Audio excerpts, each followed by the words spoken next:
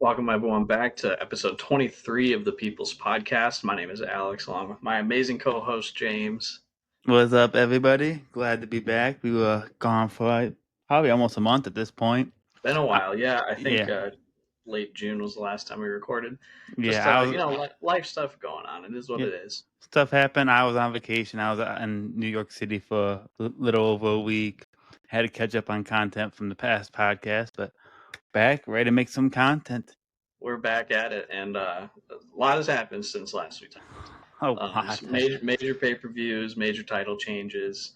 Um, G1 kicked off. There's been a lot of stuff that's happened. So. Mm-hmm. With that, I guess we can get right into it and give our hot takes. All right. Try and piss some people off today on this fine weekend. I actually think I'm gonna have the first time we've done a hot take that's not gonna piss off a single wrestling fan. Okay, let's hear it then. So, my hot take, like I said, it's not gonna piss off a wrestling fan, but more of anyone random people that scroll upon this and like to hate wrestling. Professional wrestling is not fake. Scripted?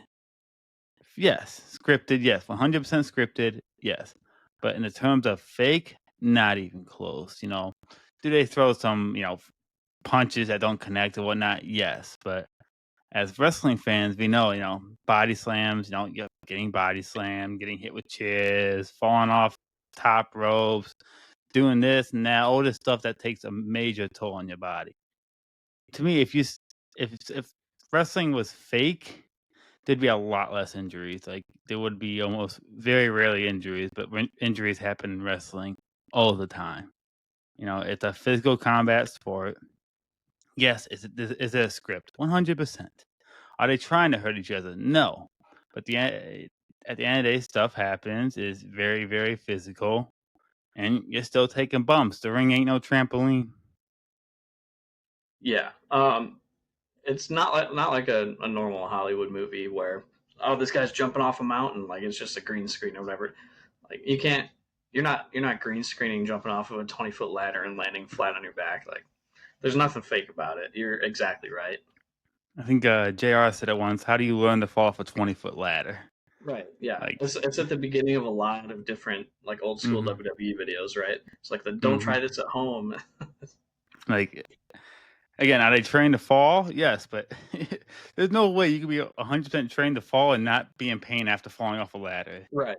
Like you can learn how to fall to where you don't die. It's just still is gonna hurt. Like I literally can fall over from 3 feet in the air and like these dudes are falling from a lot higher than that. And like it takes skill to know how to fall, but that doesn't mean it doesn't hurt.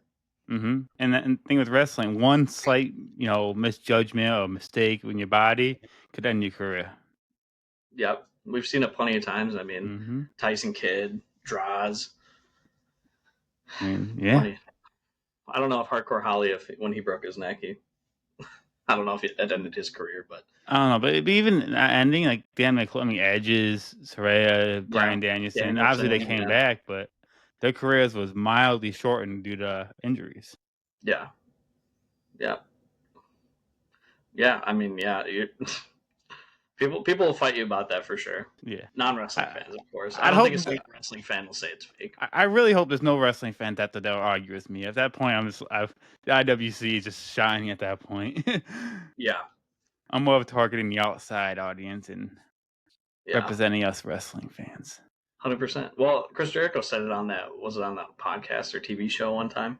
It was like a late night TV show like years ago, but people kept trying to call it fake. It's not. That's one of the worst things you can do to a wrestler on like an interview or something. It's called fake. They don't take it very well. No, absolutely not. One of my favorite videos is I think it's with Vader and Undertaker. They were doing some type of TV interview, and the guy said it, and Vader just got up and like grabbed the dude, and Taker just sitting back like you fucked up. Yeah, I heard that one.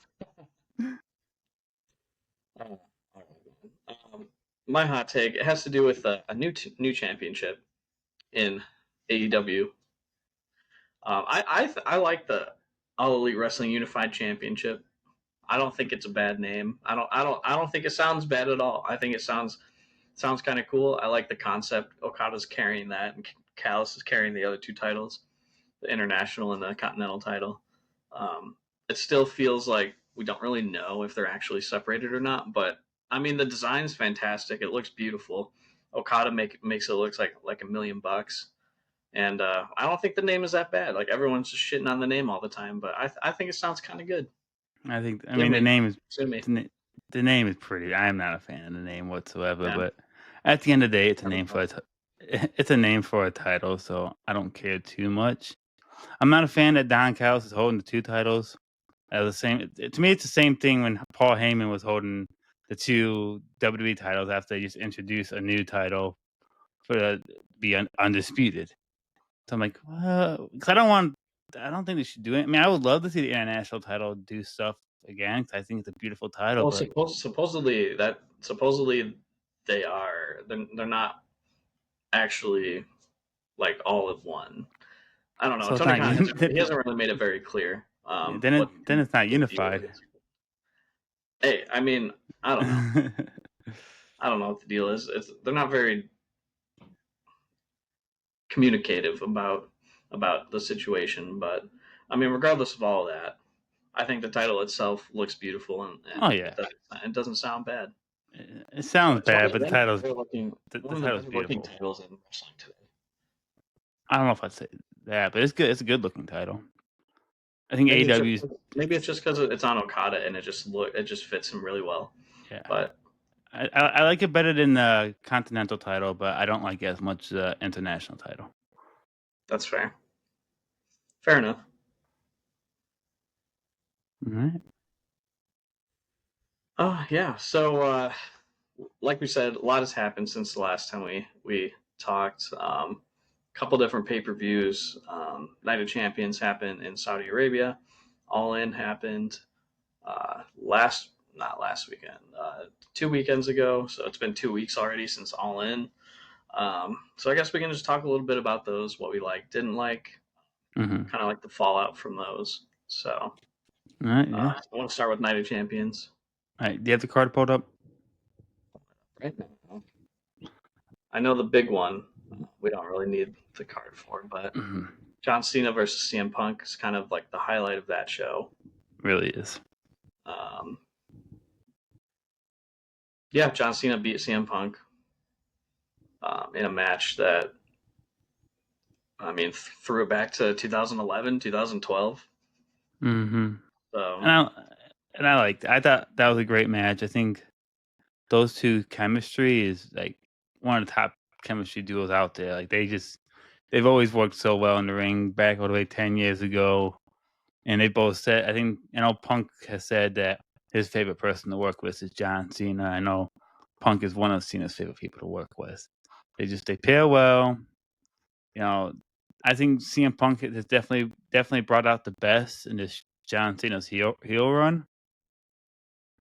So I think, and that was another interesting thing to look at it from a reverse role of Punk as the heel, and I mean Punk as the face, and John Cena as the heel. But yeah, the match itself really good. Good a few callbacks, and it looked like we were about to see Cena come back to the light, but nope. to be fair, he's been acting like that ever since he turned heel. So Mm-hmm. it's been like little glimpses here and there. But yeah, I mean, pretty good match. Nice callbacks from the rivalry 10, 15 years ago. Anything else? I'm thinking there's been a few weeks, so it's hard to It's yeah, go I back on know. that. It's hard to.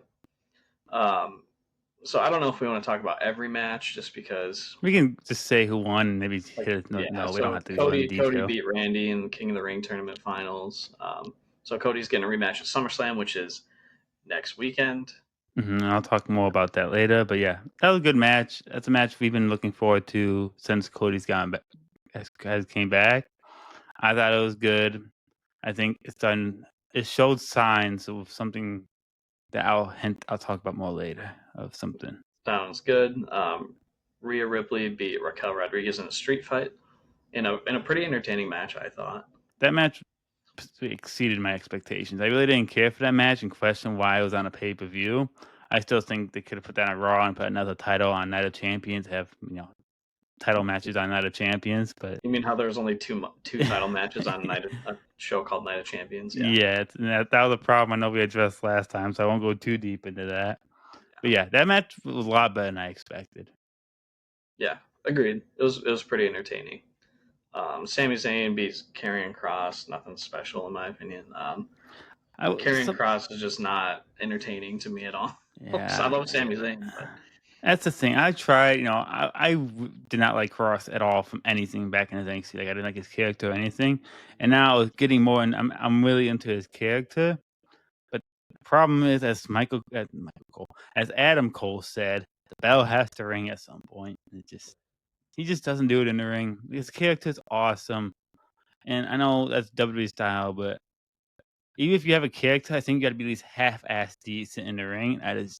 I don't think he's decent in the ring at all. yeah, I'm with you. I see all this crap on social media, like push Karrion Kross, like give Karrion Kross a world title, like have him win the Money in the Bank or win the Royal Rumble, and it's like I just don't get it at all. So the dude cut like one pretty decent promo one time, and all of a sudden he's world champ material. Like it's just crazy. Yeah, definitely not world champ. Give him a mid card run. I see it all the time, and so on like Twitter, it's crazy. But Solo Sikoa beat Jacob Fatu to retain or to win the U.S. Championship. That was shocking to me. I know you called that, and that affected our little game, which is coming to an end soon. SummerSlam right around the corner. But yeah, that's shocking. I still have to put in the results for Night of Champions and All In, but caught up through there. Yeah, that was a shocking result for me. Yeah, I went 6 for 6 at Night of Champions, baby. Let's go. And then the other one, Jade Cargill beat Asuka. I was so worried about this match, and all my worries came true. Yeah. Asuka, former world champion, one of the best women's wrestlers in the world, and Jade Cargill. Yeah. Jade Cargill. I got much comment on that. I don't like Jade Cargill at all. I think she's... And what sucks for Jade, I wouldn't say it sucks for on her, is she's been united with and working with Naomi and Bianca, and those two just like on like 5 different levels, and like she's still on the ground level, and they're on like the 20th floor, yeah, the top of the building, yeah, exactly. Yeah, and she's not a good wrestler. I'm sorry. Nope. She's just not. She's a great look. That's where it stops for me, though. Like she looks fantastic. She's got a $1 million look, but that's where it stops. And you can't even push her as a powerhouse because Rhea Ripley and Bianca Belair are also very powerful, strong women, but they can go in the ring. Mm-hmm. Right. Like at this point, I think Nia Jax is even better than Jade Cargill in the ring, which is sad. That might be a little bit of a stretch, but you might not be wrong. That's a bad comparison. that hurts my brain just thinking, trying to compare those two. I feel for Asuka, man. Like she's done nothing of note in a long time, which it sucks. But similar to Finn Balor for me too. He's just done nothing. Like he won the tag titles last year, 2 years ago, and then defended them like once in like 2 or 3 months. Yeah, and then now he got them back. Yeah, but still, I'll touch a little bit more on that in the weekly talk. Yeah, sounds good. But yeah, I mean, Night of Champions overall was a 7 for me. Yeah, 6-ish. Not a great pay-per-view by any means, but there were just a couple matches I did not care for. So do you want to talk about all? Well, we kind of have to talk about All In. The way we can skip All In. If we talk about Night of Champions, hell yeah, we got to talk about All In. Dude, it was horrible. Worst show of the year. Get that backyard company out of here. Couldn't even hit 30,000 fans. Absolute bum show. Outlaw Mud show. All right, I'm gonna skip over the pay-per-view or the pre-show stuff because it's fine. Yeah, it was cool to see some of the local Texas guys like the Von Erichs on the show. Even if it was on the pre-show, it was really cool to see though. I didn't watch the pre-show just because I don't really care for the pre-shows. But opening up the show, we had the trios titles. It was the Ops beat Death Riders and Gabe Kidd. Didn't really care for the match at all. Nothing special happened. I mean, Samoa Joe got taken out afterwards. That was about the most significant part of the match. So, Mm-hmm. I'm assuming you didn't watch the show, did you? I watched the second half. I watched the back half of it. That's right. Yeah, yeah. You didn't miss much on the front half. MJF won the gauntlet next. I did watch it. I found that on Daily Motion. I thought the match it was a little too long. Mm-hmm. It just kind of drug at times, but overall, I think the result was the best case scenario. Mm-hmm. Getting MJF back in the world title picture because honestly, it's where he should be. Yeah. So, especially knowing the outcome of what happened at the end of the show, I think it's best for all involved.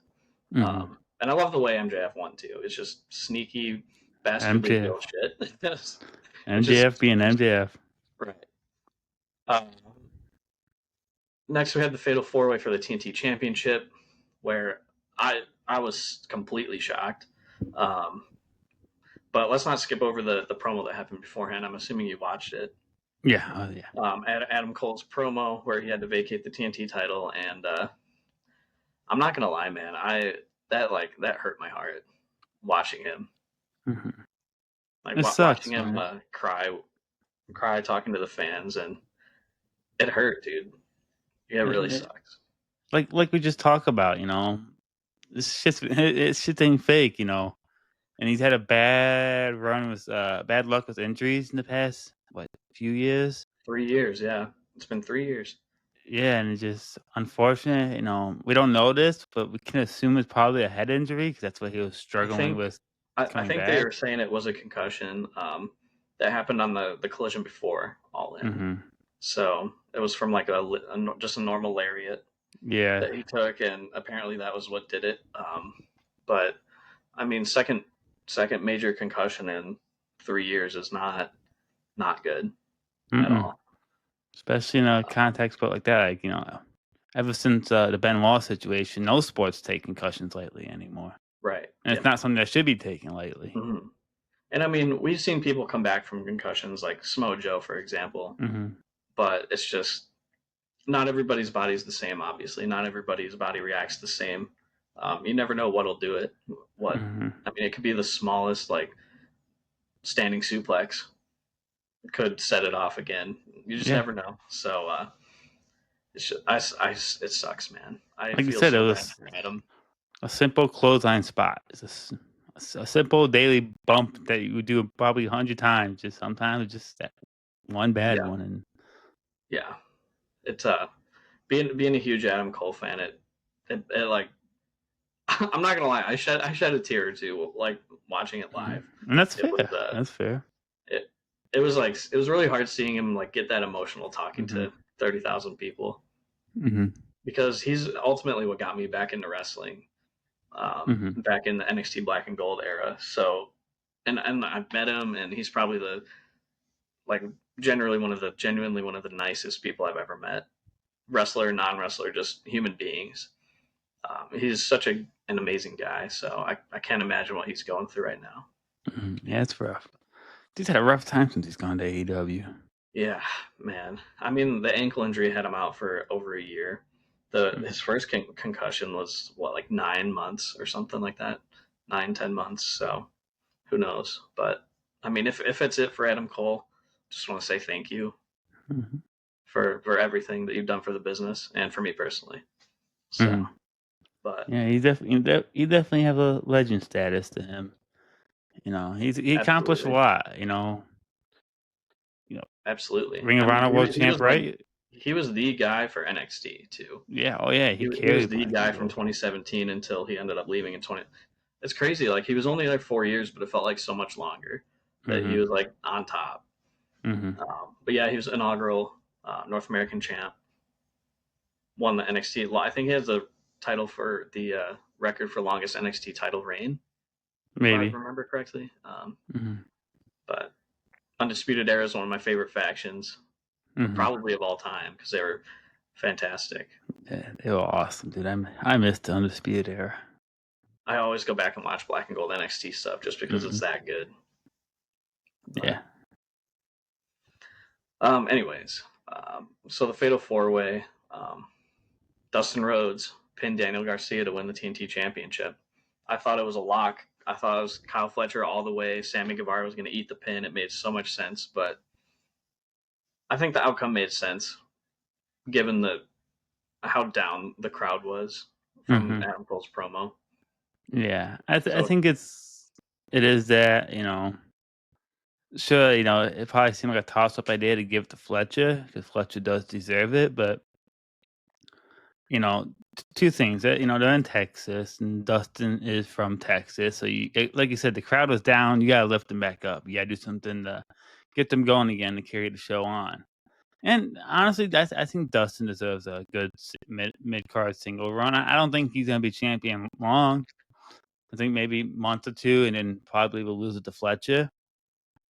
But it seems like he's already doing defending it on Collision or Dynamite, whatever it was advertised for. He's defending it this week, tomorrow on Collision against Lee Moriarty, which I think that'll be a pretty decent match. Lee Moriarty, I think, is great and does not get the flowers he deserves.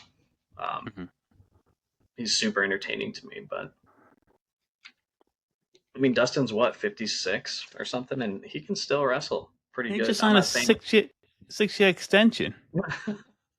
I don't think all 6 years will be as a wrestler, but I mean, I'm happy for him. Like, good for him, because he can still wrestle. He's still entertaining. Yeah, he's good. I think his best stuff has been in AEW. Yeah, I think his best match ever, like in his whole career, was that match with Cody at the original. 100%. I think that might even be Cody's still best match. That match was so damn good. It was so good, dude. Now I'm gonna go back and rewatch it again. That's good. YouTube just put on. I mean, they just put it on YouTube for free. Did they? Oh, nice. Yeah, today. Hell yeah. I mean, sure. I think it's on the Max. That was the first year pay-per-view. Yeah. And I think I have it on DVD too. So you got plenty of ways to watch it. Different ways, yeah. Watch it 3 times at one time. Different screens, yeah. Yeah, I agree. I don't think he'll have a long reign, but I think it was really nice to get him that moment. And I think they said it was only 10 minutes from where he grew up in Arlington. So that was really, really cool moment for him. Really happy that he got to experience that, and it brought life back into the crowd. Like, that was a huge pop when he won. So I think it served multiple purposes, and ultimately it's so nice to see him as a singles champion again, because it's been 20 years since he's been a singles champion or something like that. Yeah, probably. But yeah, so triple champion Dustin Rhodes. Yeah, I love it. But yeah, I think Fletcher will end up beating him at some point soon. Maybe even Forbidden Door. Who knows? Let's see. Next we had Swerve Strickland and Will Ospreay versus the Young Bucks. Stipulation EVP titles on the line, and and Bucks ended up losing. Bucks no longer on-screen EVPs. Swerve and Ospreay won in a fantastic match, I thought. Probably the best tag team match I've seen this year. I don't know if you watched the match or not. That's one that's on my list to watch. You don't have my Amazon account, do you? My Prime. I do not. You can use it because you can watch the replay on there. I don't mind. I've given it to like 5 people already. So, but that would be awesome. 100%. I appreciate. 100% recommend you watch that match because it was incredible. The chemistry between Swerve and Ospreay is undeniable. It's insane. I've watched some highlights from it, and it looks like a really great match. And as expected to be, Ospreay and Swerve are great, and Bucks are one of the greatest tag teams of all time. Right. Yeah, and it's crazy how the Bucks, like, they've been so rejuvenated ever since coming back. It's like last year it didn't seem like they were that into it, but this year it feels like they've gotten like a new sense of, it's like they're the old Bucks again. Like, they're just super fun to watch, super exciting to watch. The sequences in the match were crazy. Mm-hmm. Like I was literally on my feet. It was That's it was awesome. insane. But yeah, definitely watch that match. Yeah. Next we had the women's casino gauntlet. So, and I did not expect Athena to win it. I'll be honest, did not expect that. That was my man, I so bad wish you would have done the guessing for that. Yeah, yeah, because I think I was gonna guess Chris. So, Mhm, and you would have definitely got that one up on me. But I think the women's gauntlet match was better than the men's. mhm. I don't know if you watched the women's I one or didn't not. watch that one though. You should. I thought it was really good. We had a couple debuts. So Alex Windsor debuted, and then Shuri from Stardom debuted in AEW. So that was really cool to see. She's a great wrestler too. I've seen a couple of her Stardom matches, and she's phenomenal. Um, I was expecting Chris to win because I so badly want Chris Statlander to be in the world title picture, and I think she should be. But Mhm. overall, I thought it was a great match. It had great spots. Aminata and Tekla had their chemistry is unbelievable, and their feud feels so natural too. It's just one day they just had a match and beat the hell out of each other and been attacking each other ever since. So that's the kind of shit Mhm. I love. But Mhm. let's see. Okay, next we had the tag title match. Hurt Syndicate defended against Jet Speed and um, Christian Cage and Nick Wayne. The match was fine. I didn't think it was anything special. A couple cool spots, but I think the most important stuff happened after the match. Mhm. Nick Wayne turned on Christian literally the exact same way Christian turned on Jungle Boy like three, Yeah. 4 years ago. It was awesome. So, and Yeah. then obviously Edge returned. Adam Copeland is Yes, back, sir. and for the first time in what 3 months, 3 months maybe 2 or 3 months, Mhm. whenever he got written off. Um, Super cool to see him back. I'm really excited to see him back, and it's obviously leading to an Edge and Christian versus FTR Yep. match, probably at All Out in Toronto, which is going to be amazing. Four literal real life best friends fighting each other is going to be awesome. So Yeah, I'm I'm really I'm excited for that. yeah, same, because people were speculating about this, and I just kept on thinking, like, how the hell do they just put Edge and Christian back together like that? I'm like, "Oh, well, they showed me a way." Yeah, and it all made sense too. I don't know if necessarily like is Nick Wayne the heel and Christian face again. Like it doesn't really. I don't know, but you know what? It works, and I don't really Mhm. care who's the heel and who's the face. So Edge I and don't think Christian are like my favorite tag team of all yeah. time. One of my favorite tag teams. So I'm really happy that that's the way they're going. Yeah, I don't think Christian's a face yet. He didn't have that Yeah, moment yeah, where he helps Edge, just Adam, whatever. yeah. That makes sense. Yeah, makes total sense. So Mhm. I'm really excited to see because they have 2 months until All Out. Mhm. So they have 2 months to build it. So plenty of time to see what direction they go. Next we had the women's championship match, women's world championship. Tony Storm defended against my girl, Mercedes Moné, your favorite. uh, I caught a little bit of this match. I caught the Just a big little? first. Oh yeah, because the feed I was watching at the hotel went out like 10 Oh, minutes into it, and at first the first 10 minutes were absolutely boring.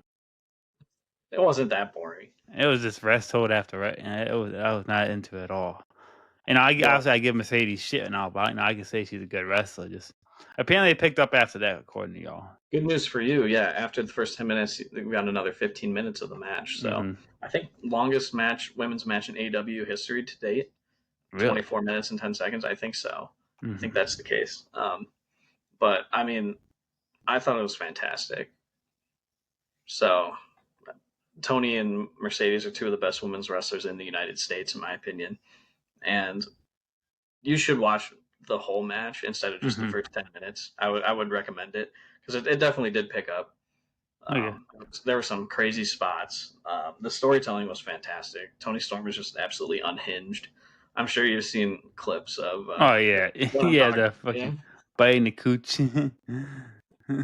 yeah. She had a little mid match snack, but Um, she she is just unbelievably amazing. She plays that character to absolute perfection, and Hmm. I'm convinced she's is probably the best character in women's history, I probably the think it's best fair. like ever Not out of many women have anyone. had characters. No,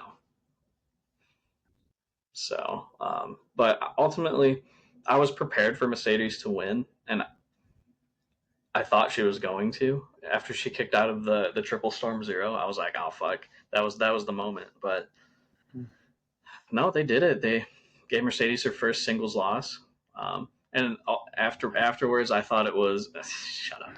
I thought it was the right decision after the fact, because you can't just halt Tony Storm's momentum like that. Like after the year she's having an incredible year, and Mercedes is having a great year too. But like Tony Storm is just on another level. Hmm. So Yeah, I'm glad. I'm beyond happy Tony won. I know you are. But I was so prepared. I was so ready for Mercedes to win and then rub it so much in your face. But I would have been so annoying. But so she's still only 5 belts, Monet, or Mercedes 5 belts. So let's see. Next we had the Unified Championship match. Kazuchika Okada defeated Kenny Omega to win the AW Unified Championship. That was So a phenomenal match. I really like that match. yeah, it was incredible. I mean, the chemistry is just insane. Hmm. And what I liked about it was it had callbacks to their original 4 New Japan matches, but it Hmm. wasn't like a direct copy paste of the New Japan matches. And I'm really happy that it was what it was. I'm really happy that they played a lot into Kenny's diverticulitis Hmm. because it definitely added like a different layer to the match. Hmm. Um, and Kenny's a phenomenal seller too. Like you could. I legitimately thought his stomach was like hurting him the entire match just because of the way he Hmm. was selling it. But I thought it was a phenomenal match. I don't think it was as good as their New Japan matches, but that's such a high bar to Hmm. match. Like this match was still like a phenomenal, like 4.75 star match, almost 5 star match, in my opinion. It's just the New Japan matches are all like I way think up, two of like them. some of the best matches of all time. Mm. What are you Yeah, saying? that was great. I was surprised Kenny lost. I was very surprised Kenny lost. I kind of expected it, just because it felt to me like they were building Okada.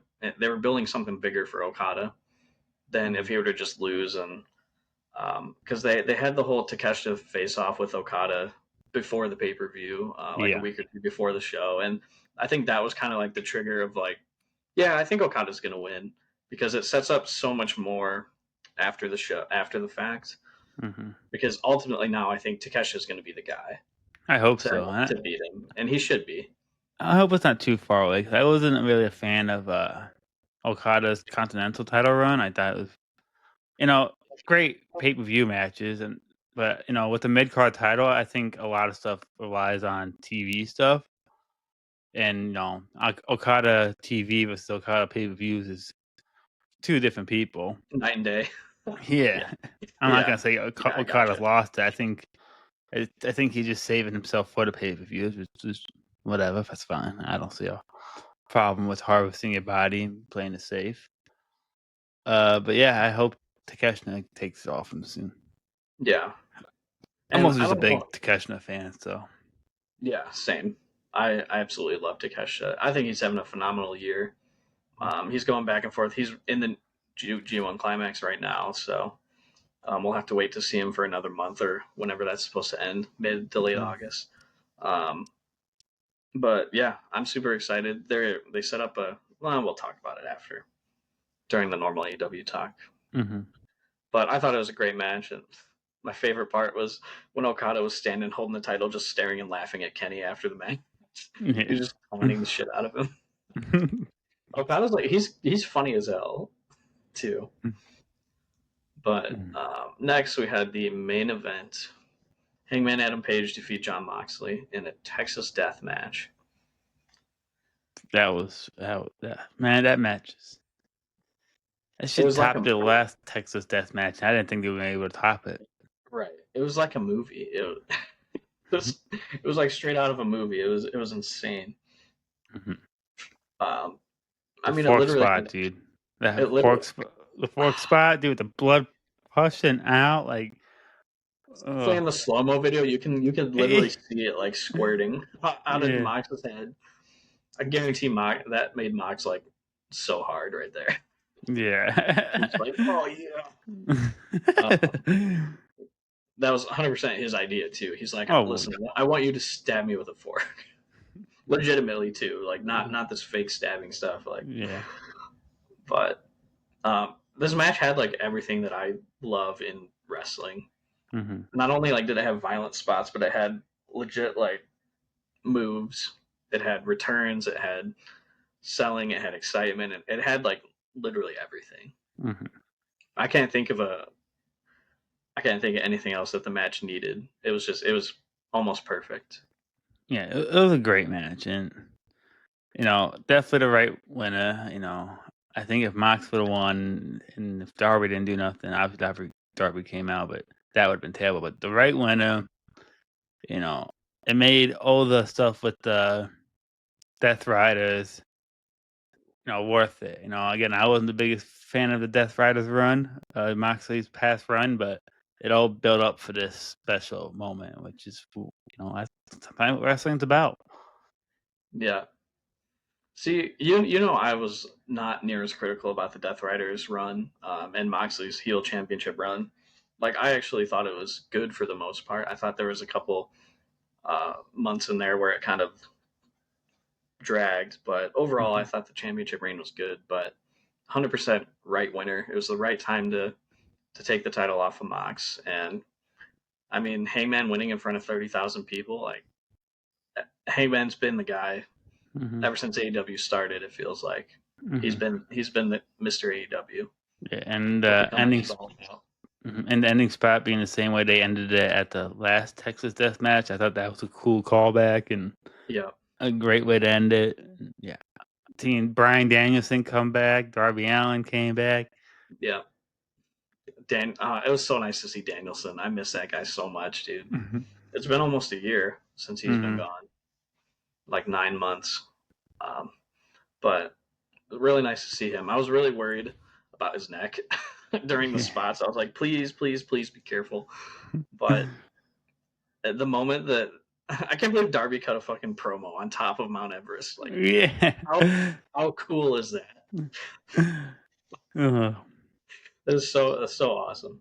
Um, and then just literally, you could see him above like the Tron, just being lowered down, and no, in the crowd, you could tell the crowd had no idea yet mhm. until he started to come from below like the TVs. Yeah, 'cause they will focus on the ring. I mean, there's some people who have videos of him just hanging there for a little bit. Dude, oh my god! But fantastic match, great ending to the pay per view, great ending to the show. Um, I know it had rave reviews online. Like everybody was happy. I feel like Mhm. with that ending, so I don't think they could have done anything better. No, no. So it was the perfect ending to a really good show. Yeah, I really liked it. Like I said, to me, it seemed, and this is a knock at all. It seemed like a speed run of the Roman bloodline stuff with Cody. 'Cause it has a similarity. And I loved it. I absolutely love that because I love that kind of storytelling of people coming out to save the day, get that pop, big show, and sending the crowd home happy, getting that champion everyone wants to see as champion. I loved it. I know I got some heat online for being similar, but like I loved it. Well, And that's the thing that's is that's not even the Cody Roman's not even the first time that's happened either. no, So like no. It's it's a wrestling trope that goes back mhm, years and years and years. Like yeah, it's not a direct rip off of the Cody. no, Yeah, it has some similarities. Who cares, dude? What in wrestling doesn't have similarities nowadays? exactly. Like not everything can be 100% original. Yeah, I mean, no, it's it's hard 2025. to Wrestling's been around for 100 plus years. exactly. But Mhm. yeah, I like the touch of like they didn't play anybody's entrances either. It was just Mhm. like they just showed up. Mm-hmm. And like when the crowd saw it, like they immediately just popped. And the Yep. stuff with Swerve, like helping Hangman, beautiful. That was good. We almost missed that part with him just standing there like a Yeah. yeah. Yeah. To get over his He's like, you all yeah. right. Like, oh, I guess you're not that bad, even though you burned down my house. But overall, I thought the show was really good. Mm-hmm. Great show. Probably my, I don't know, I'd say probably my favorite pay per view of the year, just because of the quality of wrestling throughout. Um, yeah. So I can't I'd properly give it a rate it 9. yet because I haven't finished it yet. Yeah. So Yeah, to be definitely. continued on my rate. I'll give you my Amazon Prime account so you can watch whatever you need to. All right, sounds good. But just don't be buying a bunch of crap. Damn it! I buy a textile. Oh. It's going to show up on my porch with a big sticker. My neighbor's going to be like, what the hell is this freak doing? All right. Well, that pretty much wraps up the pay-per-views that we've watched in the past couple of weeks. So we can move into Guess the Wrestler with a twist. Mm-hmm. With a little twist. So Yeah. For guest wrestler this time, instead of doing the 60-second asking yes or no questions, we're gonna list five accomplishments of them, and after each one, you guess one. So, for example, John Cena, we would say 4-time U.S. champion, and Alex would guess whoever we would guess. We guess Cena. Game ends there. We go to 5. So, yeah, pretty simple concept. I know a few people have done it, so I'm guessing people catch along as we go. yeah. So do you want to guess first? Or do you want me to guess first? I'll guess first. All right, cool. So guess this wrestler. First accomplishment: 3-time WWE United States champion. I almost asked a question right away out of habit. um, Big Show. Uh, okay. 2-time WWE World Championship. WWE Championship. WWE champion. 3-time US, 2-time WWE champion. Man, this is what tough. It's hard. I feel like we don't need to guess every accomplishment. It's just if we can guess sooner, if we Yeah. can, then we like get more points or whatever, then we win. But Yeah. if you just wanted me to say the next one, then I'll throw someone out there. 2-time WWE champion. I'm gonna go with Rey Mysterio. no. That is 1-time WWE Good guess though. Andre the Giant Memorial Battle Royal winner 1 time. Ooh, that narrows it down a little bit. 3-time US champion, 2-time WWE champion. Andre the Giant Memorial Battle Royal winner.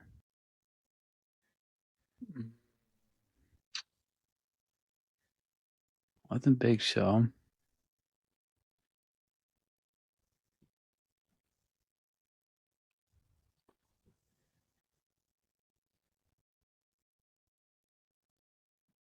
I'll just go to next one because I don't even have a guess of that. 1 time TNA X Division champion. I'm TNA X. AJ Styles? No. Oh Close. man, I was confident. All right, last one, and this one you might get it. I'm gonna say one that you might get. 2-time ECW World Champion. 2-time? 2-time. Was it Bobby Lashley? It's Bobby Lashley. Let's go. Oh yeah, on the last guess, the last hope. All right. It was Bobby Lashley. Good job. All right. Oh, and he won a Slammy. He was a Trash Talker of the Year in 2020. That's a Slammy award. I wouldn't think Bobby Lashley won Trash Talk of the Year. Hey man, you know Bobby Lashley, revered mic master worker. All right. All right. Let's go. You ready? So your first Let's one. go. I just lost the list. Hey, 1-time IWGP heavyweight champion? One-time IWGP Heavyweight Championship. AJ Styles. No. Two-time Royal Rumble winner. Two-time Royal Rumble winner. Brock Lesnar. Yeah, look at that. Holy Let's look go. at Second guess. Let's go. Wow. That's what's up. I I forgot like Brock this was game. I like this one a lot more. That was good. That was Hell good. yeah. I forgot Brock was IWGP champion. I looked it up for his, WWE stuff, and I saw this little picture, you see on the internet Yeah. with titles on it Yeah. below it and whatnot. I saw the IWGP. I'm like, I forgot about that. My next guess was going to be Shinsuke, but I know he was only one-time Royal Rumble winner. So, That was and not a lot of other people won a Royal Rumble, and we're in New Japan. I don't think so. Lit, that dude. was Let's good go. shit. See, I'm not stupid. All right. So now let's just move on to Inside the Ropes. So we'll just talk about whatever we want to talk about. Chop it up, as Sax would say. Whatever we want to talk about in the wrestling world, let's talk about. All right. So I think the first thing we should talk about, major event happened yesterday as recording. Wrestling world had a major loss, and with Hulk Hogan passing away. I'll say this now. Obviously, Hogan has his controversial stuff. Putting that aside, I just going to talk about Hulk Hogan, a wrestler, and not Terry, whatever last name. That Hulk Hogan, one of the biggest icons in wrestling, if not the biggest icon in wrestling. He helped make pro wrestling what it is today. The global phenomenon it is. We don't know without him. Does it get that big? I mean, maybe someone probably would have stepped up, most likely. yeah, I think it But would have. But I mean, point aside, like he is what made wrestling on the national scale like it was in the '80s. And he gave a lot to wrestling. He always tried being involved, sometimes too much, but always tried being involved with WWE, WCW. Did some stuff in Japan, TNA, even micro wrestling. He helped out in micro wrestling. Was starting up the amateur wrestling stuff. So he was always involved in wrestling. Always wanted to be involved in wrestling, and just loved pro wrestling. And definitely probably one of the biggest losses in pro wrestling history. Like I said, he is pro wrestling. You ask people to name some pro wrestlers, they may never watch a WWE match ever in their life, but they probably will name Hulk Hogan. So, Yeah. Rest in peace. Hulkamania will live on forever, though. I mean, that's something. It's something that's not going to go away. He will be honored and remembered for forever. Yeah. Rest in peace, Hulk. That's all I got to say. I do want to say it does not make somebody a bad person for honoring Hulk Hogan. I've been seeing it a lot online. Wrestlers have been honoring Hulk Hogan, and people have been turning on them.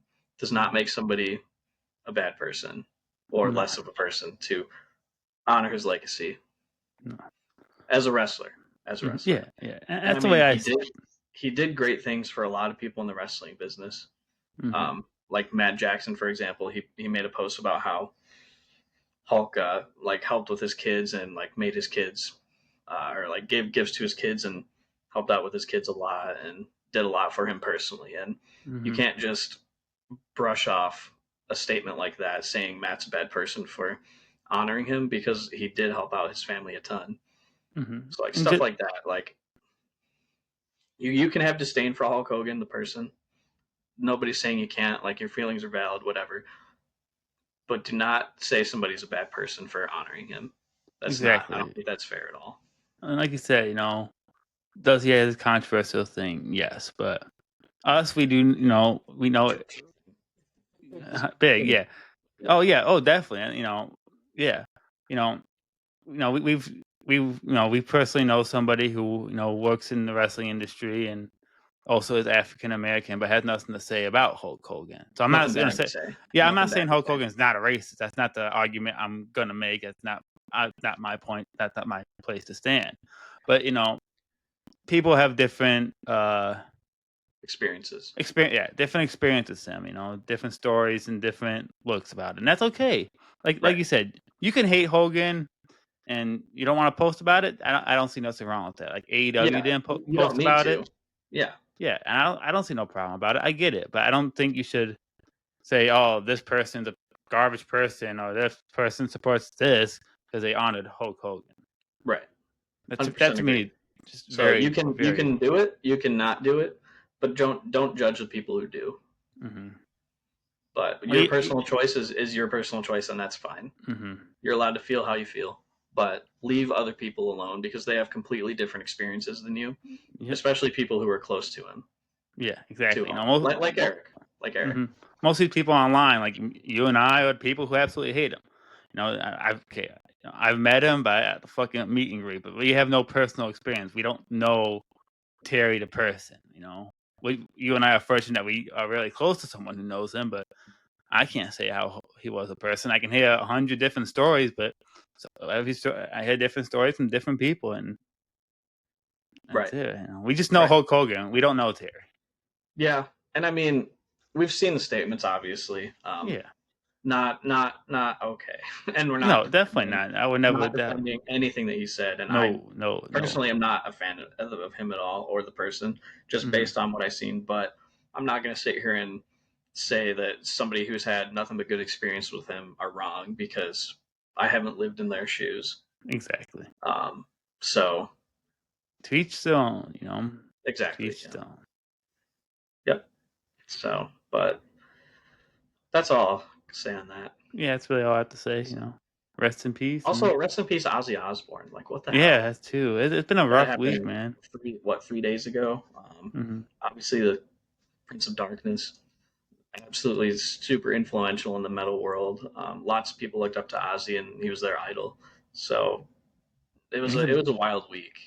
and he was a big wrestling fan. He loved pro wrestling. He had Yeah, many appearances at WrestleMania, Monday Night Raws, whatever. Ozzy was not only a big wrestling fan, and yeah, even that aside, like I said, his influence on music, crazy. Like we lost one of the biggest wrestling influences and one of the biggest music influences in the back-to-back days. It's been a yeah, crazy week. yeah. Indeed, indeed, it has. So, what do you want to talk about? Um, I guess What the do you one got thing to talk about, I was WWE? talking a little bit earlier with I think this might be planning a double turn with Cena and Cody. People saying it happened on SmackDown. It did not happen on SmackDown. Were there some hints? Yes, but I don't think it's happened yet. But I do see it possibly You can literally tell the moment they switch between face and heel. That's like the meme happening. that's going around. Yeah, People are saying that about everything. I've been seeing that. But yeah, Yeah, no, I they do did think. not. They did not turn face and heel. They did not switch on SmackDown. If Cody being a little bit more aggressive makes you think he's a heel already, then I'm sorry, but you need to watch more wrestling. Yeah, there's definitely been a teaser like with Randy and Cody match. He's Randy and he won kind of dirty. Was it really Cody's fault? Not necessarily, but he won in a dirty way, and that was a slight nod. And just the promo was a little different. He was a little bit more aggressive. Again, that doesn't make him a heel, but I Right. can see them doing double turn. I think I wouldn't mind a double turn. I can see it, and I mean Cena's got to go out as a face. He has to. I think so. Um, I don't see a world where Cena ends up retiring as a heel. It just doesn't. Like personally, for me, the heel run's not hitting at all. So I just I It think it would didn't have hit been. the. Go Sorry, go ahead. ahead. I think it would have been much more effective if he would have just won the chamber, stayed as a face the whole run, and had his stories there. But because you don't, Hmm. not every match needs to be face heel, Yeah, and I'll I agree. die on that hill. In wrestling, there's not every match needs to be a black and white. Like not, I'm fine with face versus face matches. I'm fine with heel versus heel matches. I'm fine with face versus heel matches. It doesn't really matter to me as long as I find it entertaining. I don't really care about the semantics. So I think I probably would have enjoyed Cena's run a lot more if he would have just stayed face. Because the Travis Scott stuff really, really left a bad taste in my mouth. Mm-hmm. Yeah, and Um, that's what I was gonna hit on. and the Logan Paul stuff, and Mhm. yeah, I didn't mind the Logan Paul stuff, but the Travis course you Scott did. stuff You have was horrible taste. the Travis Scott stuff was terrible. And apparently there was some type of fallout with Travis Scott and WWE, which I kind of figured out was stuff that happened in the wrestling game with DLC getting moved around and Switch. Yeah, But thank God, fuck Travis Scott. Even Drew Mac. I don't know if you saw. Have you seen the interview on with McIntyre on Impulsive? yeah, I did. I know what you're talking about. Yeah, Yeah, where yeah. McIntyre talked shit about his involvement in the Mania main Yeah, event. called him a piece of shit. So obviously something happened where stories had to change, but probably for the better. And I agree, the Cena heel run has had good moments, but I think as his last run, I think again that moment was cool. That was a great moment when he turned heel. But for the longevity of it, I think it just been better if he just stood a face. I Agreed. think Yeah. it'd been more fun. Mm. Yeah, I'm with you. But whatever. Can't have your Hmm. cake and eat it too, I guess. Hmm. I mean, you Yeah. can, but it's not in this instance. What else? Oh, a small thing I want to talk about is A Town Down Under. They were teasing their breakup for probably about a year at this point, and they I'm fuckers better with broke you them now. off, and they broke them off TV. Apparently, I don't know what Theory's injury is, but he just comes up with oh, Theory's injured and I has 200 some odd pounds of dead weight I've lost. I'm like, oh, this is how we break them off. On I'm social like, media? what is going on? Social stuff that happened backstage and stuff like that, and one little segment backstage with a New Day. I'm like, that was. I mean, Yeah, that's if Theory did get actually injured, and that's what they have to roll with now, then maybe Theory comes back whenever he's healed and comes after him, maybe. But I'm like, Austin Theory man. A dub baby to the dub. No. Um, Yeah. yeah, that's very odd to me, but Mhm.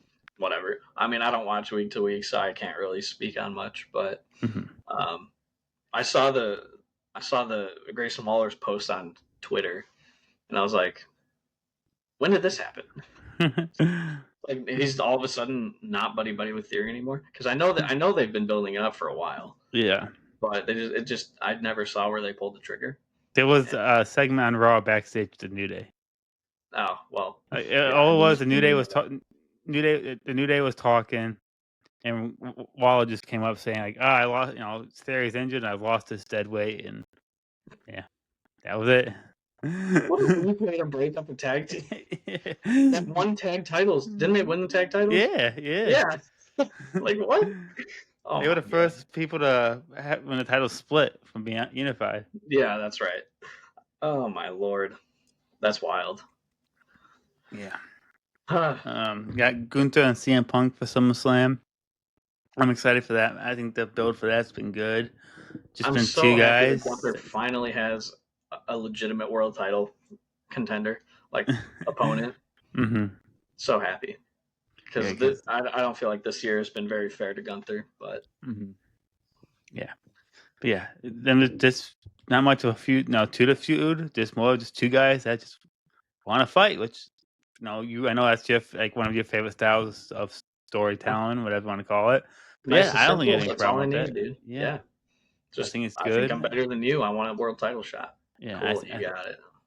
I think it'll be a great match. I think I don't know if it's a hot take or not, but I don't really think so. I think majority of CM Punk matches since he's come back to professional wrestling in general have been pretty good.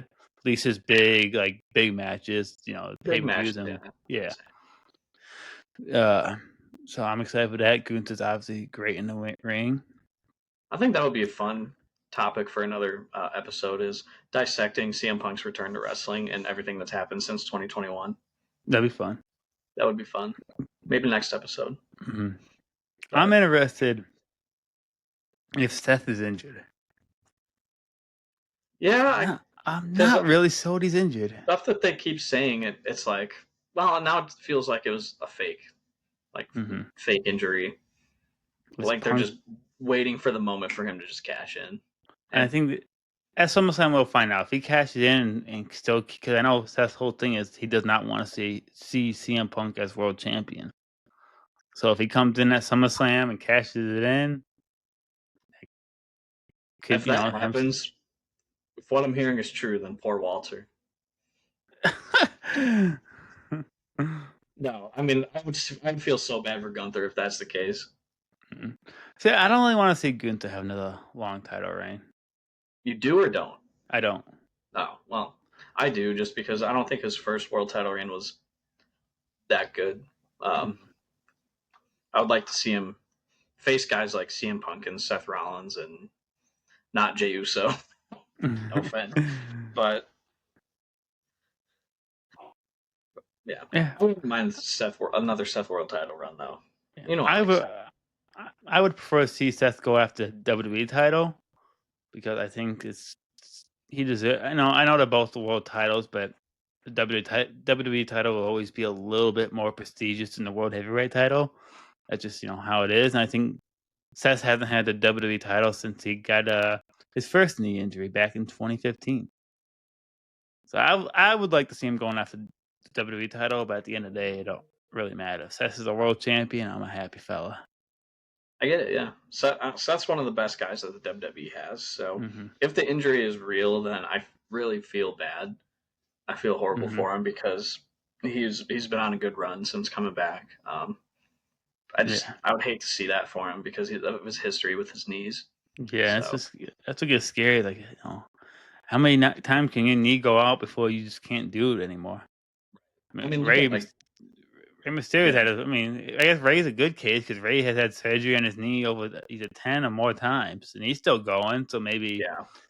Well, look at that gives somebody like Seth hope. Hiroshi Tanahashi. Like Hmm. he's had knee issues for years, but he's Yeah. still chugging away. I mean, the dude he's in the G1. He's literally fighting every single night. So like, Hmm. Yeah, I'm not no doctor, so I don't really know longevity knee stuff. yeah, But yeah, if he is injured, I think it sets up for a great cash in when he comes back. That's never really been done before. No one's been injured with the briefcase, and they've kept it on them. yeah. So we'll see what happens. But only got to wait a week to see if it's going to happen to SummerSlam. I feel like that's the right time. If it was Mm-hmm. work, Yeah, so to say. But I guess to yeah, slightly talk about Goldberg retired. That's all I want to say. I guess yeah. Goldberg fuck, Go- retired. fuck And Goldberg. moving on. Fuck Goldberg retires and literally started bitching the next day. I'm like, you and Bret Hart deserve each other, buddy. Y'all just complain. Hey! Lay off of the hitman, okay? Fuck Come Bret on. Hart too. No, fuck you. I respect Bret Hart a little bit more because he's a good wrestler. I don't think he's great, but Goldberg is just ass at everything he does. Uh, anything else about WWE? Yeah, no, that's about it. I'm not happy that SummerSlam's 2 nights, but I'll Same. continue to air my grievances about that because I don't feel like fans should have to pay 2 nights for anything that's not a WrestleMania. Don't think it's fair. Blah blah blah. I'd But agree. Yeah, I especially agree. since it's going to be in Minneapolis next year, and I was considering going, but if it's 2 nights, then I don't want to have to spend 2 nights worth of tickets because tickets are that expensive as it is. I can go to Wrestle Dream and get lower bowl tickets for $70. Hmm. Why would I want to go to SummerSlam and pay hundreds and hundreds of dollars for 2 different nights? Hmm. But whatever. I think Moving. pricing has been a little bit better. I mean, I'm going to SmackDown in September, and that was a little pricey. But again, seeing this last time in Chicago and seeing it's very significant in Chicago. But that Raw after, then Milwaukee, which is about the same distance as Allstate Arena for me, and that's about $100 for lower bowl, which ain't too bad. I don't think that's bad for lower bowl. $100, I don't Not think it's bad at horrible, all. but it is just for Raw though. Yeah, But yeah, hopefully tickets start to trend down. I I know hope it's been a so. big complaint online. A lot of people are not happy about it. So, No. but I don't want to see WWE get to the point where you can't afford to go. It's like that for a lot of people, unfortunately. It is, but for even for middle class people to struggle, I don't think that's fair. I'm not saying on which class you should go out. Even the lower class people, I would love for them to go too. But I get at some point you gotta do business. But at some point, are you being business or are you just being scummy? It's like the Super Bowl. Like an average person can't go to the fucking Super Bowl. God no, no. And I think that shit sucks. Agreed. How many times for the Super Bowl are there celebrities there just watch you on the fucking on the phone scrolling through whatever? I don't want to see WWE get to that point. It's scary. I mean, it's not that bad yet because the Super Bowl tickets are thousands, and thousands, but it's rough. Like even WrestleMania ain't cheap. No, and it's 2 nights, of course. Yeah, I'm not a fan of 2-night events. Yeah, neither am I. I can not even WrestleMania. I miss when it was one night. It just meant it I felt agree. like it meant more, and it didn't feel like near as much filler when it was one night. I agree. So, Even beyond the ticket stuff, I prefer one night just from a watching standpoint, yeah. Yeah. Just make it an hour or two longer than your normal shows. Make it 4 or 5 hours, and just fine. Yep. Oh yeah, that brings me back to All In. All In was 6 hours, not including the pre-show. It was literally like an old WrestleMania, like WrestleMania 35. Yeah. Which I thought was great. I think the 6 hours flew by. So yeah, I don't see a problem with that. The people who went and the people who bought it on TV get more wrestling for your dollar, and I dig that. I agree. 100% agree. But anything else WWE related?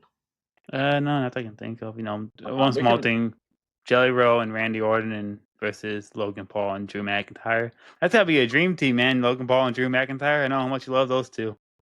I mean, I know how much you love McIntyre. You actually love McIntyre. I love McIntyre. Same with Logan. Logan Paul doesn't balance it out, unfortunately. So I'm excited for that because I'm a big Jelly Roll fan. I love Jelly Roll's music, and it seems like dude's getting trained. I think it was Undertaker, Kevin Owens, and Penta. So hopefully it's a good show.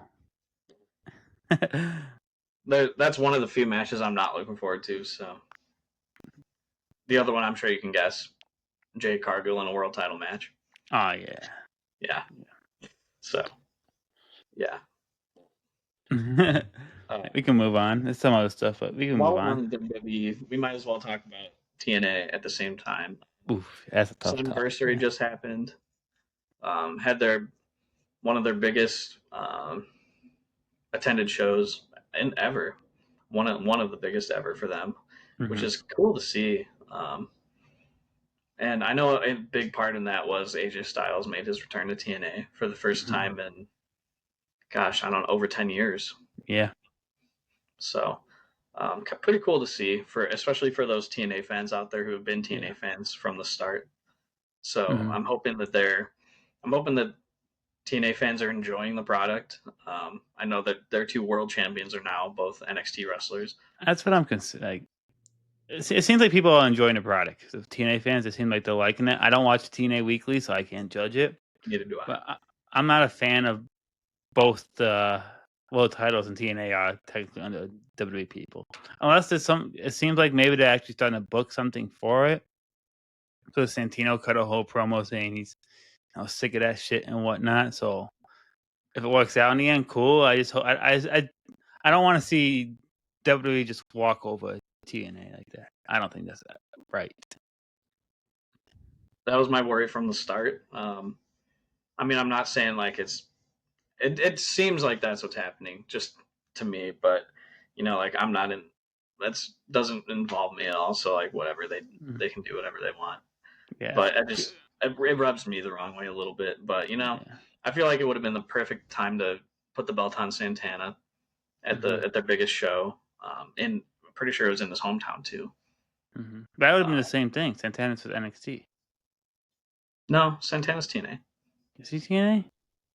Pretty sure, yeah. He's appeared in NXT from the TNA maybe that's side. probably why I got confused. Yeah. Yeah. But it felt like the perfect time to strap him up.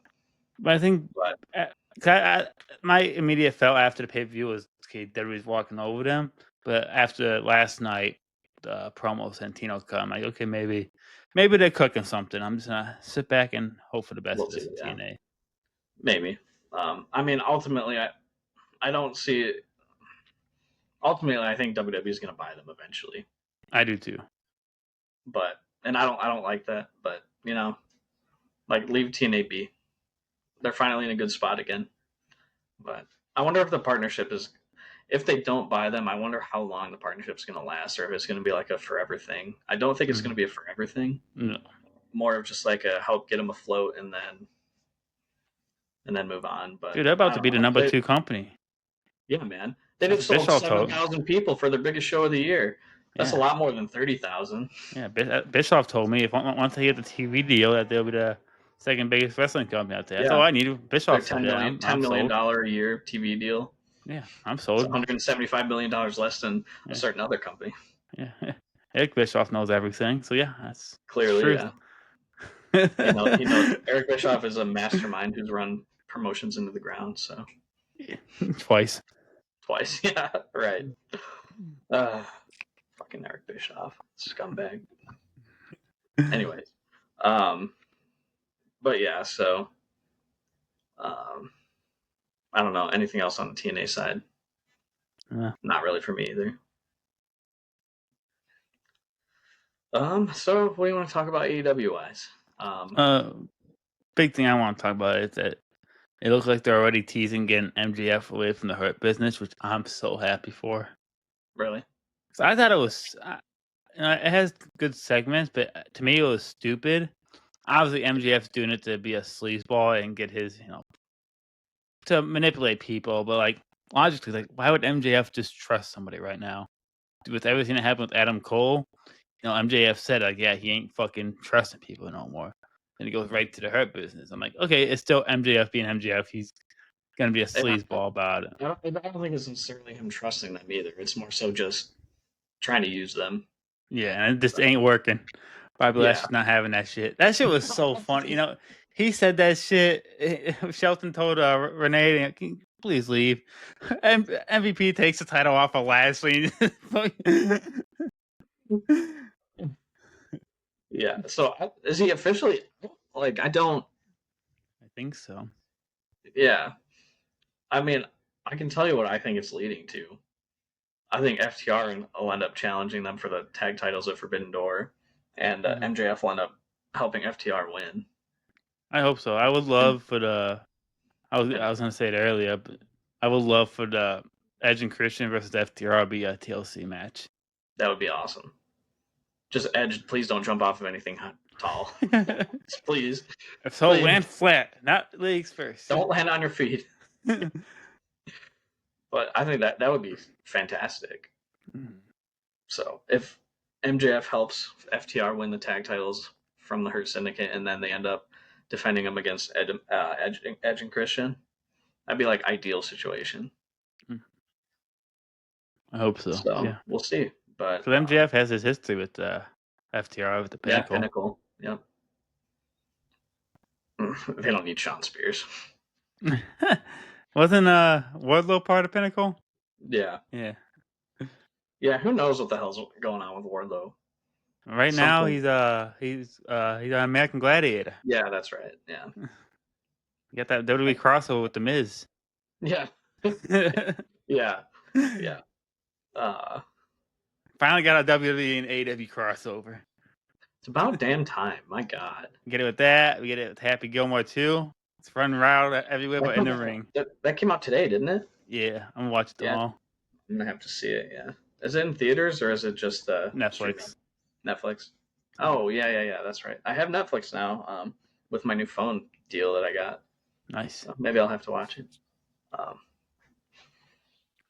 What else in AEW is going on?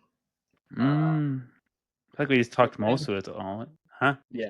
I'm enjoying so far 2 weeks into Hangman's reign, and I Same. think it's already booked better than the first couple of weeks of his first world title reign. Same.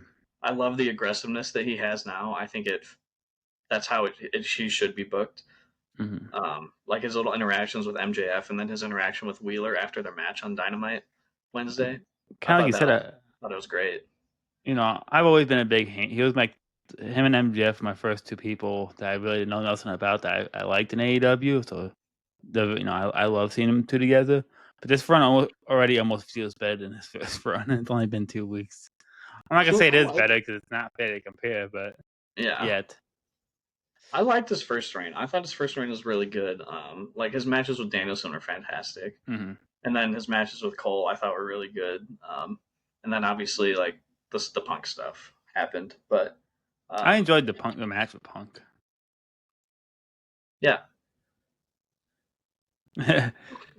yeah. Um, but yeah, I think he's gonna have a good reign this time.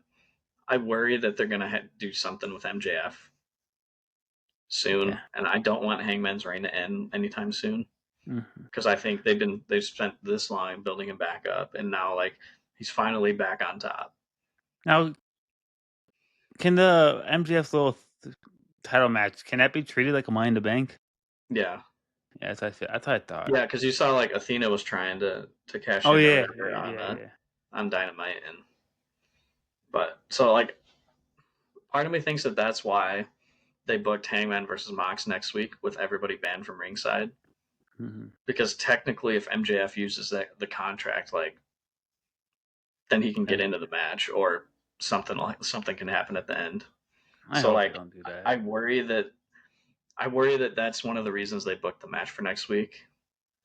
Um, I don't think Tony's stupid enough to have Mox beat Hangman. That would be insane. That would. That would not go over well with a I lot of think that would people. arguably the worst call AEW's ever done. Was Yeah, that would be bad. I really hope Tony's not that stupid. That would be. I don't But even see that as a chance. Like I feel like I feel like they're gonna start shifting Mox away from the Death Rider. So, yeah, so they kind of did it on Dynamite. He cut that promo. He's like, "Yeah, I lost. Move on. Let's go again." That's fucking yeah, Mox I love, bro. That's right, that's yeah, that's Mox yeah, I want. I don't want Mox that yeah, needs people's help. I want fucking John Moxley back. right.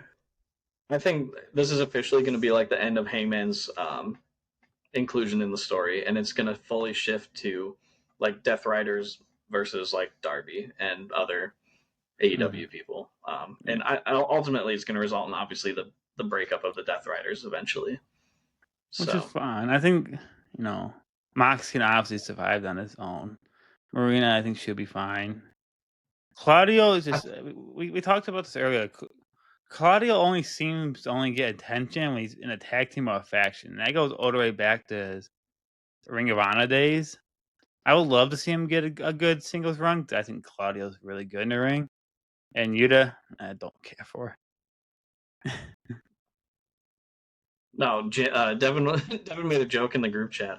Yuta would be a perfect fit in the House of Torture in New Japan, and he's not wrong. Like nobody likes the House of Torture, but yeah, I would love to see a singles run for Claudio. Um, I would love to see another singles run for Pac. That's for sure. Forget Um, about him. uh, Dude, the injuries. The injuries. It always happens to him. It's so Hmm. unfortunate. There's always something. There's another thing I was going to mention about the Death Riders, and I totally forget. Marina. I think she should stay with Mox permanently. I can see that. She should be Mox's like right hand woman. Mhm. But I think when he goes solo, like that would be a good way to keep Marina featured while also keeping Mox in a prominent spot. Yeah, that'd be cool. So yeah, but so yeah, I'm loving what Hangman's doing right now. I want to talk a little bit about Forbidden Door. I think they made a huge mistake pushing Forbidden Door back to late August Hmm. because obviously the G1 Climax had just started this past weekend, and that's going to be going on until at least mid-August, I think. So it just it feels like the Forbidden Door build is going to be severely lacking, Mm-hmm. because all your top guys in New Japan are in the G1 Climax, obviously, so they're not going to be involved in the Forbidden Door build at all. Mm-hmm. Yeah, that's true. And it really bums me out because Forbidden Door is like one of the most looking forward to pay per views for me, with all the inclusion of New Japan versus AEW stuff. But it just it's such a bad time to hold it, given that G1 is July and August. So I Mm-hmm. really fear for what's going to happen for Forbidden Door this year. I hope they really start to include CMLL, a lot more CMLL guys and Stardom women. I'm guessing that's probably what they would do. I hope so because it's in a month and they Mm-hmm. haven't really done anything yet with Mm-hmm. CMLL or Stardom. So I'm hoping that gets started real soon. Um, but yeah, so I fear for Forbidden Door this year. But I mean they've sold like over 11,000 tickets already because That's insane. it's in London at the Oh O2, so it yeah. makes me happy. But we got to get some sort of build. Mm-hmm. Like AEW shows are always going to be AEW pay per views are always going to be great, even with little build. Like we saw All Out 2023, like Mm-hmm. a week after All In, and the show ended up turning out really good. So I'm not worried about the quality of the show. It would just be nice to see more people from other companies included in the build. Yeah. So Yeah. Makes sense. yeah, that's about all I got for AEW. There's not a whole lot else. I do like that Okada has like a prominent feud after All In with Swerve. So it's nice to Mm-hmm. see Swerve's actually doing something of importance now after the big match at All In. So for both of them. So I'm happy to see that. Happy to see Athena and Tony Storm in a feud. And Billy Starks on TV regularly, I'm always for. So Billy Starks is awesome. Yeah. All about all I got for AEW. If you got anything to add. I do not. Um, I just want to touch on New Japan just for a second. I Mm-hmm. don't know if last time we talked, I don't know if it was before or after Tanahashi Jam, the show. Um, so Zack Sabre Jr. won the IWGP World Heavyweight Championship back from Hiroki Goto, and Hiroki Goto's hurt now, which is very unfortunate. But Zack Sabre Jr. now a two-time IWGP World Champion, which is awesome. I love Zack Sabre Jr. personally. He's one of my Mm-hmm. favorite guys in New Japan, so I'm really happy about him being champ again, and I hope that he has a really good run. He's in the G1, so he's had a couple good matches so far. There's been a couple banger matches in the G1 so far. I'm not fully caught up, but I watched the first 2 nights of it, so I still got some catching up to do. But it's supposed to storm all weekend, so you know what I'll be doing all weekend? Fair enough. Watching some wrestling. But so yeah, middle of the G1 going on right now. That's about it. All right. So I think Nice. we should start doing the like pick like 4 matches to watch before our next podcast, or pick Mm-hmm. a couple matches to watch before our next podcast, and then like talk about them. I think that would Yeah. be a fun thing to do. Oh yeah. You need to get New Japan World though. I can find stuff on Daily Motion. It's worth it. It's worth it. It's $10 a month and you get everything. It's true. It's so worth it. Trust me. But yeah, that's all I got for Inside the Ropes. Now we're stepping out of the ring and we're going to move on to a new segment. Yes, First sir. time. First time segment. Overrated or underrated. So basically, James and I each brought 5 wrestlers. We'll list them going back and forth, and then we'll both say whether they're overrated, underrated, or I'm assuming we can say they're rated just right. Yep. Pretty So simple concept. Want me to list very them simple first? concept. It's going to be fun. Yeah, go ahead and go first. Okay. All right. All right. First one. Orange Cassidy. Overrated, underrated. I'm going to say underrated. Mm-hmm. Yeah, I I'd still agree. feel like he doesn't get the love that he deserves for being a really good wrestler. People just say he's a comedy character who puts his hands in his pockets and that's it. Thanks, Jim Cornette. You joke. But Yeah, I 100% agree. All right. all right, The I'm gonna ultimate. say. Oh, Are you gonna do 5 and then I'll do 5? I figured we would go yeah, that's back what I and forth. thought. That's fine. That's me. Want me to go? Just want me to just list my 5 then? Sure. All right. The ultimate warrior. Overrated. Yeah. Do you need an explanation or Completely overrated. just absolute juice ball? Nah. That's Not all you everyone like. needs an explanation. Yeah. Austin Theory. I'm gonna say underrated. I think Austin Theory's Hmm. great. Yeah, I agree. Yeah, I think he's very, very underrated. All right. Baron Corbin.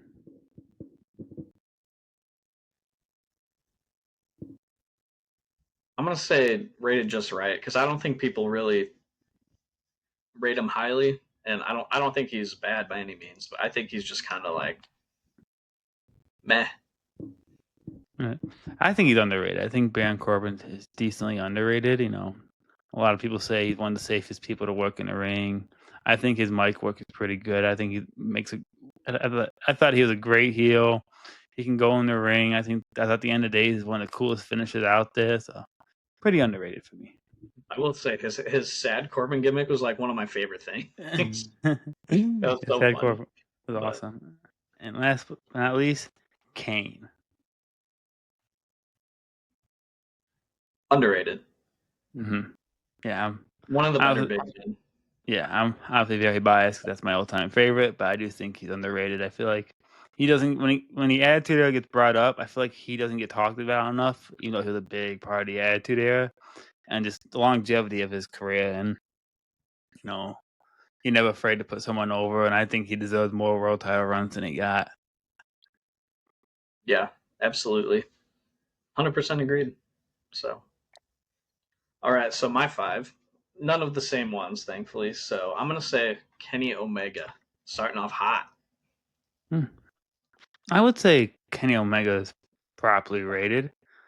I think everyone knows how great he is. How you got them toxic people out there. I don't really count those people as honest opinions. To me, there's no way you can say Kenny Omega's not a good wrestler.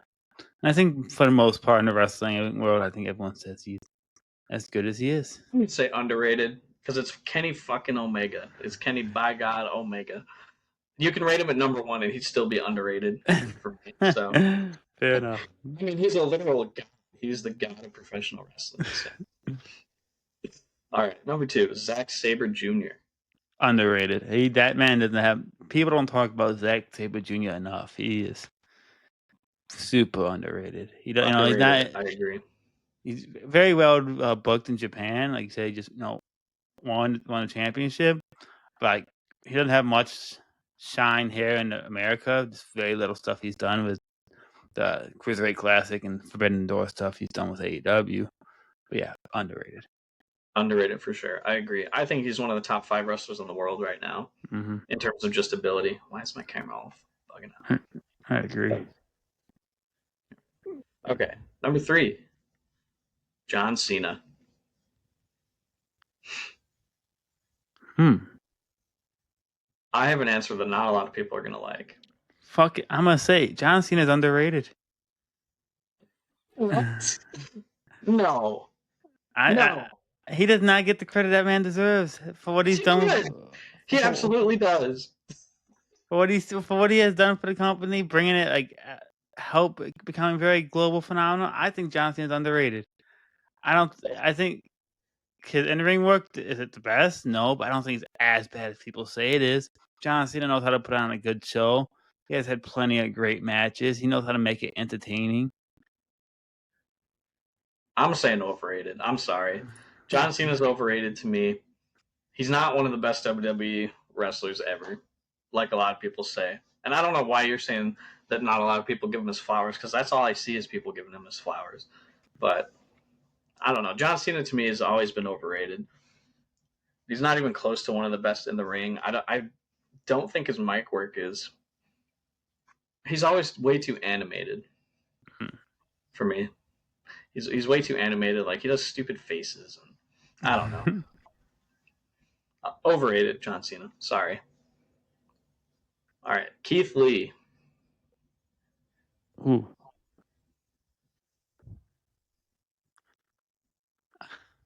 I would say properly rated.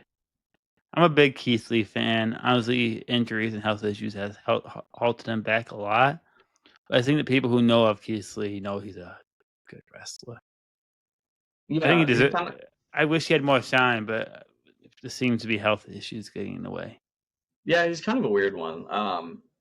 And kind of why I wanted to mention him is because like not a lot of people talk about Keith Lee, but I mean for reasons obviously not his own. He's just been in a weird spot the past couple of years, health wise. But I mean he's super entertaining when he is healthy and when he is wrestling. He does stuff that big men shouldn't be able to do. Like, Yeah, yeah, I um, agree on that. I'm gonna say underrated, All but right. I mean it would be nice to see Keith Lee back. So, and now the last one, Becky Lynch. I think Becky's properly rated. I think, I'm not gonna say she's in the best in the ring, but I don't think people would be saying she's like the best wrestler out there. I think she gets the amount of love she deserves, and yeah, I think she's properly rated. Yeah, if we were to talk a year ago, I'd say overrated, but I think Becky's really done a lot for me this year in Hmm. terms of getting me to start caring about her in wrestling.